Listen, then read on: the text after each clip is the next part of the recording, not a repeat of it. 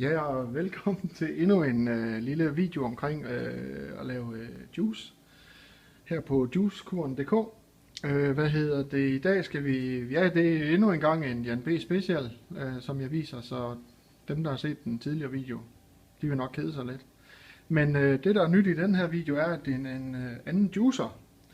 Det er en Hurum HU600, som vi bruger i dag, og den er lidt mere end den tidligere video, hvor vi viste med en anden Hurum-maskine, som hed DA900. Den her, den tager lidt større stykker. Det vil sige, kan vi tage sådan en fætter her, for eksempel bare komme direkte ned i, så skulle den gerne spise den fuldstændig.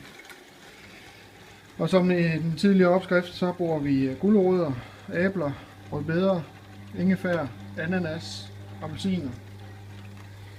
Så det kører bare. Men det er simpelthen en Hurum 600, som vi bruger her. Og hvis I falder over sådan en, det er ganske glimrende maskine. Den knuser alt, den æder alt, og den tager de store stykker. Det er bare at komme ud, så spiser den.